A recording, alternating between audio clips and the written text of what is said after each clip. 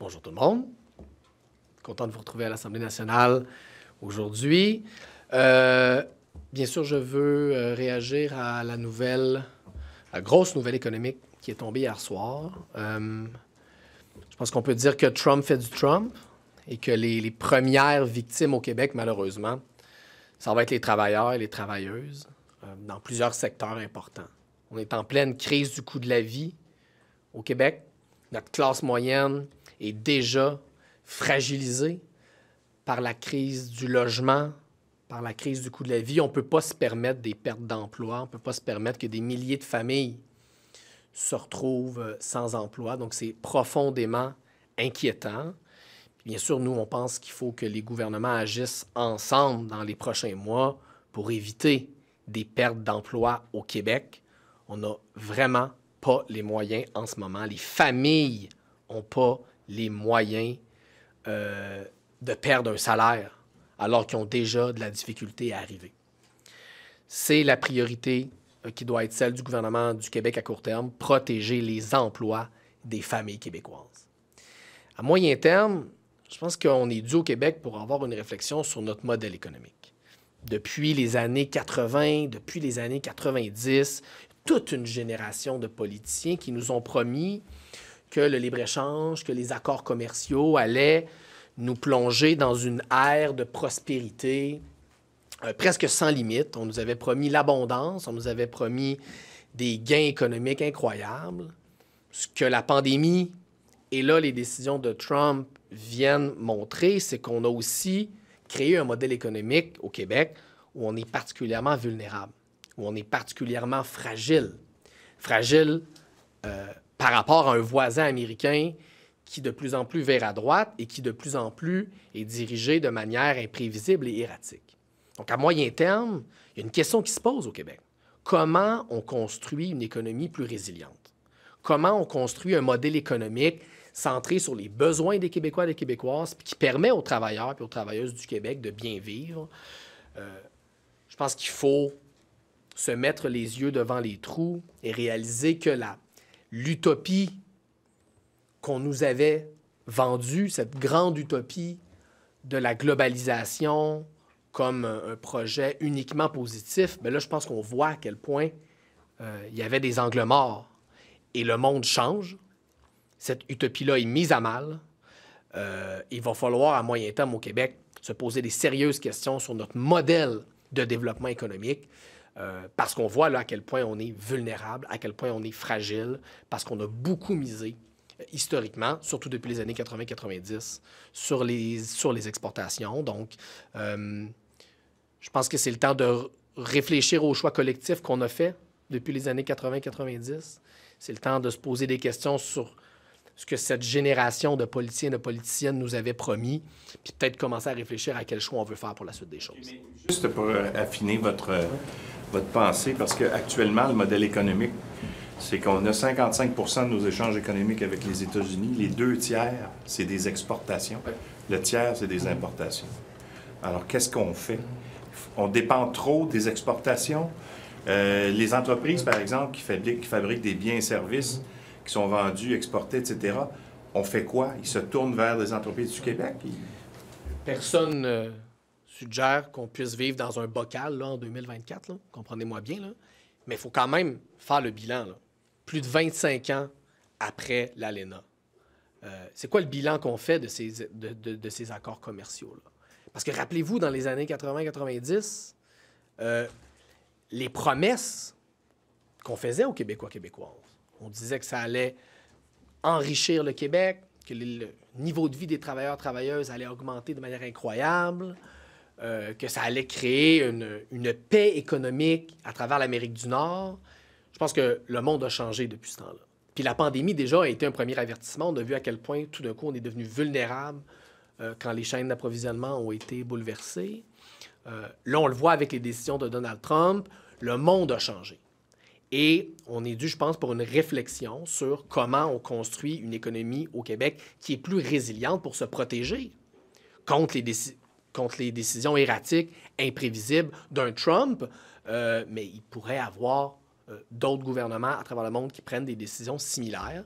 Donc, moi, ça serait de manquer beaucoup d'humilité ce matin de vous dire j'ai réfléchi cette nuit à un plan en 5 étapes pour y arriver. Mais je pense que c'est important de lancer cette réflexion-là parce que ça va.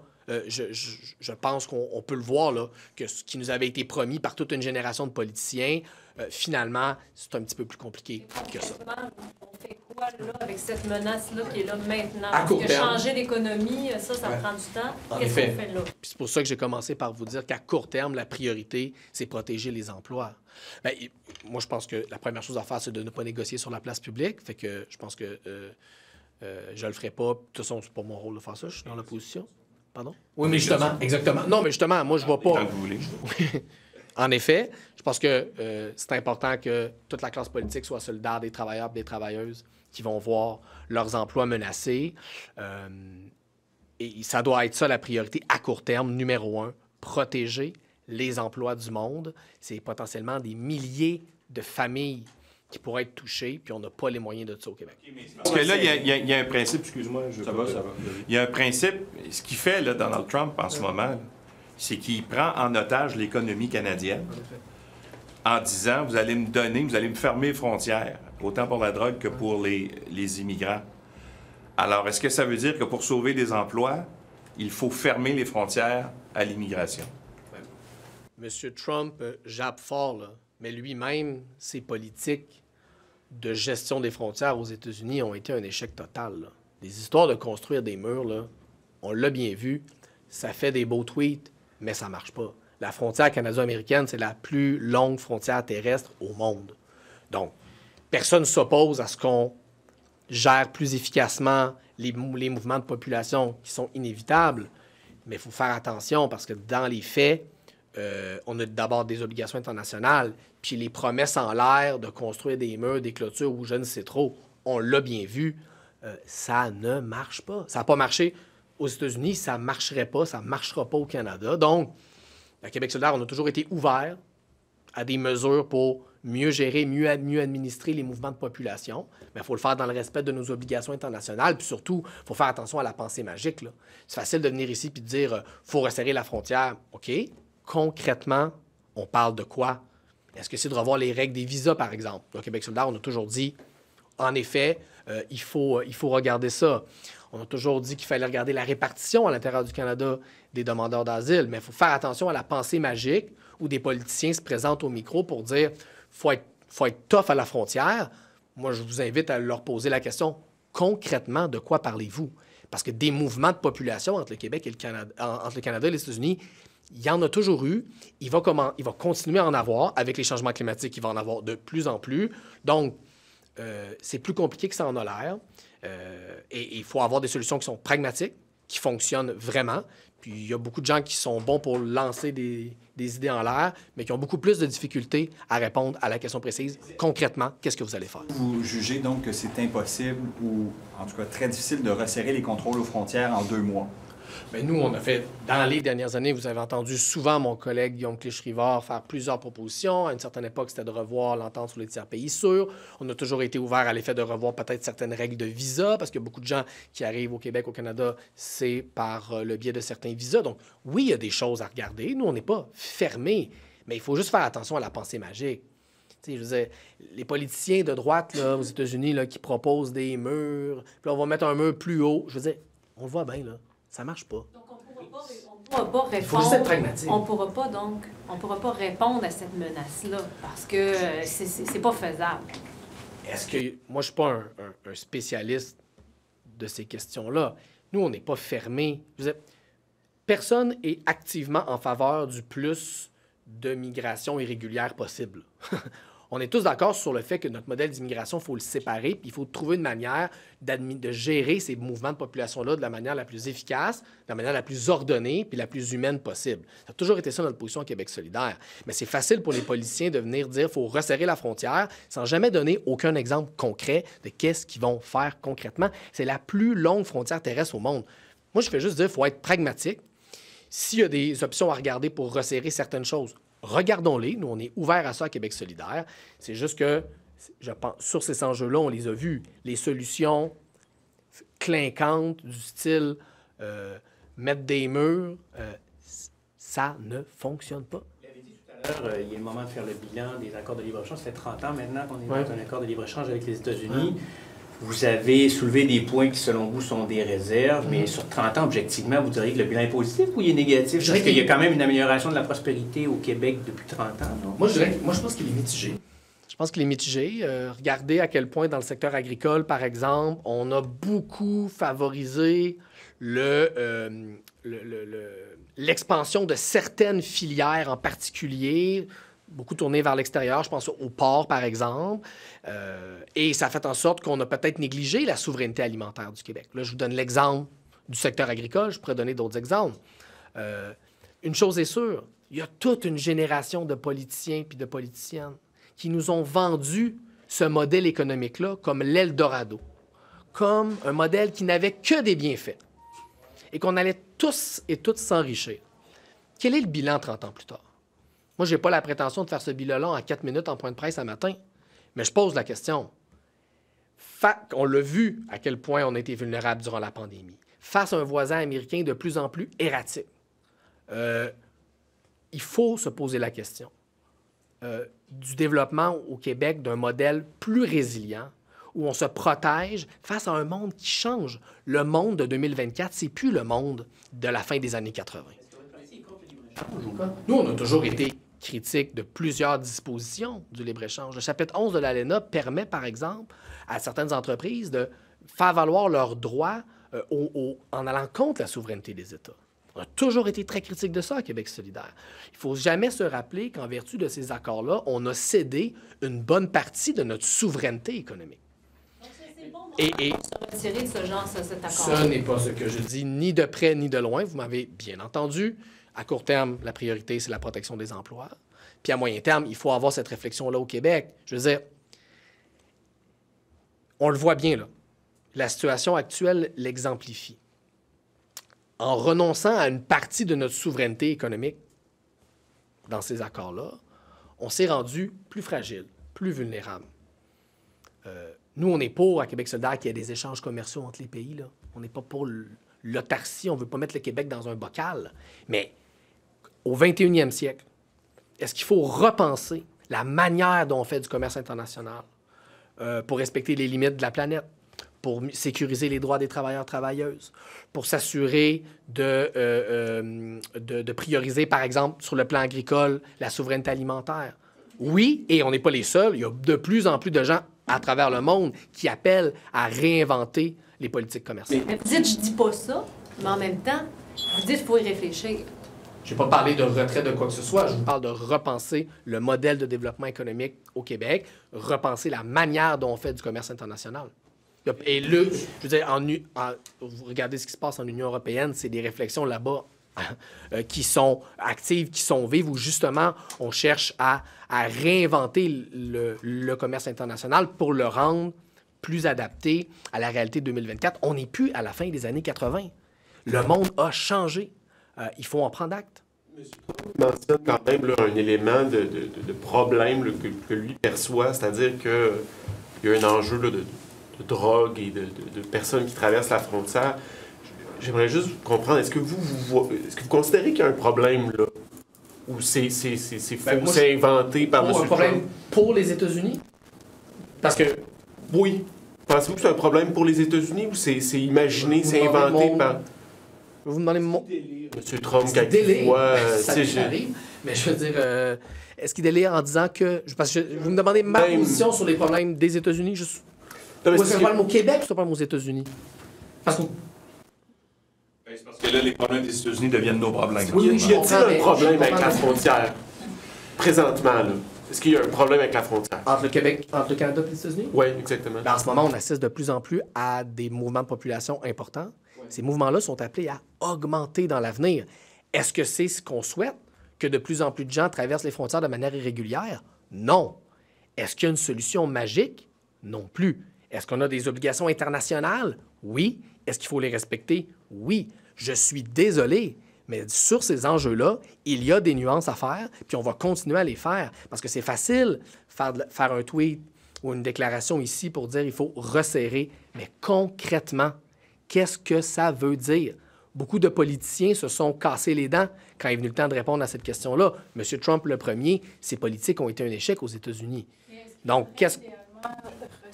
Si on était capable de les trouver les moyens. Bien, nous, on a toujours été... L'objectif, Concrètement, est-ce que, par exemple, revoir certaines politiques pour les visas, est-ce qu'on est ouvert à ça à Québec solidaire? Oui, on l'a nous-mêmes souvent proposé. Revoir l'entente sur les tiers pays sûrs pour favoriser une entrée régulière plutôt qu'irrégulière?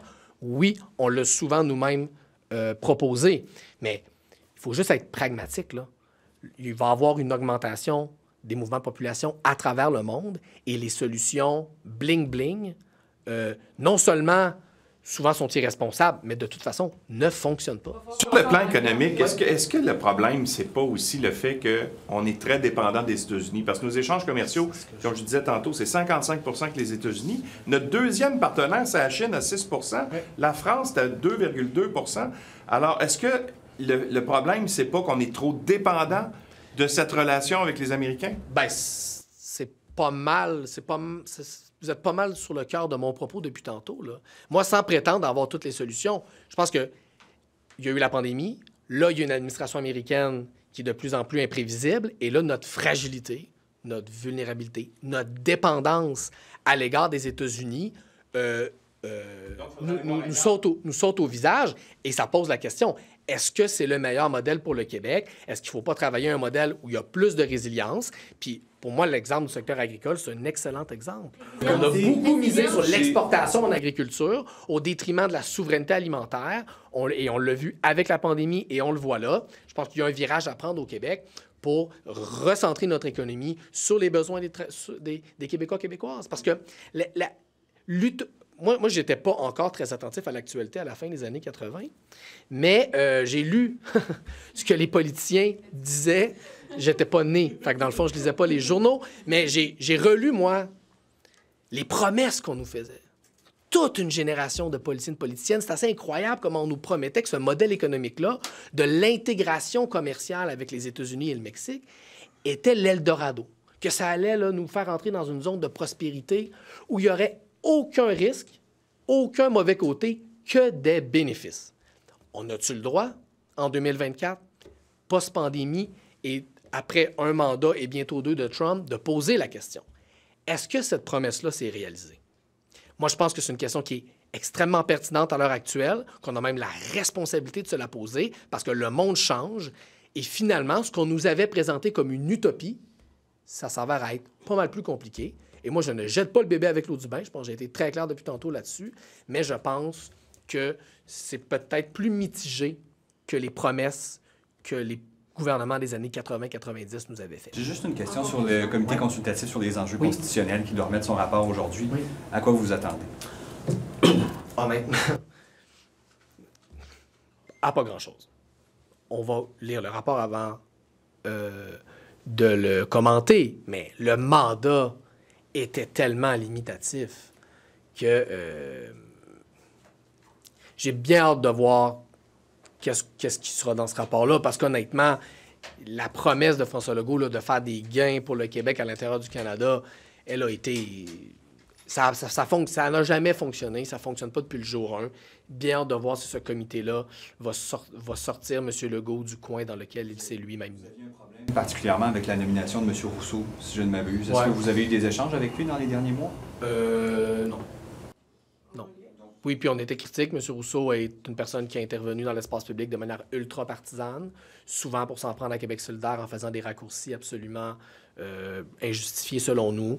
Pour nous, c'était un mauvais choix d'avoir une personne aussi partisane. Puis je veux dire, je suis pas un fan du Parti libéral du Québec. M. Proulx, on a déjà débattu, mais la partisanerie très intense de M. Rousseau comme chroniqueur puis sur les médias sociaux, selon nous, en faisait pas un choix avisé pour ce comité-là. Je pense que ça entache un peu le caractère transpartisan, ou en tout cas le caractère au-dessus de la mêlée ou neutre que le gouvernement lui-même prétendait vouloir donner à ce comité-là. Vous donnez le mandat à quelqu'un qui a écrit je ne sais plus combien de chroniques pour dire que Québec solidaire, c'est du monde épouvantable puis infréquentable. Vous ne pouvez pas vraiment nous demander après ça de dire « Ah, c'est un excellent choix, on pense qu'il va représenter il va aussi nous représenter dans le cadre de ce mandat-là. On avait été très clair lors de sa nomination, c'est encore ce qu'on pense aujourd'hui. Par ailleurs, M. Rousseau, pendant qu'il était sur le comité, a continué à faire des chroniques et des interventions ultra-partisanes. On va le lire avant de le qualifier. En tout cas, ils seront pas évidents. Ça m'étonnerait. These tariffs, when you saw the threat, what came to mind as the potential impact for Quebec? Who do you think would ultimately pay the price if this were to happen? Trump is being Trump, and my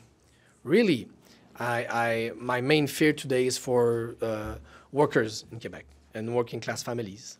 We are in the midst of a historic housing crisis, in the midst of a historic cost of living crisis. We cannot afford to lose good jobs in Quebec. Those families cannot afford to lose a salary. They're already struggling to get by. So on a short-term basis, the priority should be to protect jobs for Quebecers, and that's where the focus should be put, starting from now. On the longer term, I think we have to ask ourselves the question about the model of economic development we have chosen in Quebec since the 90s.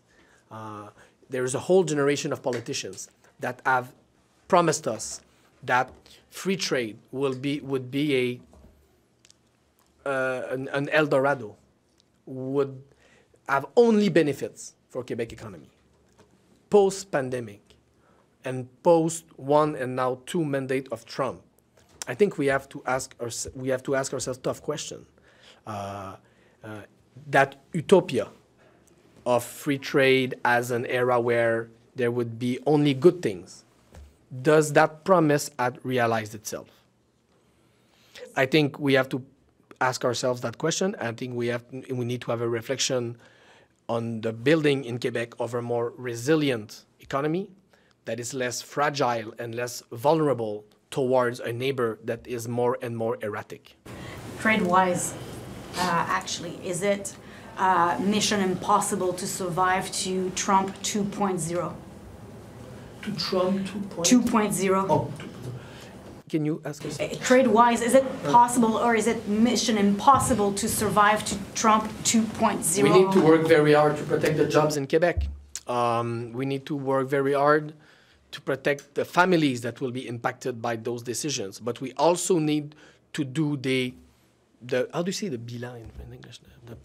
The retrospective, like an overview the what? The record or? Well, faire le bilan des 25 dernières trackers. I think we also need to do the track record of 25, now 30 years of those business deals. And we need to think again about the model of economy we want. No one thinks we can live in a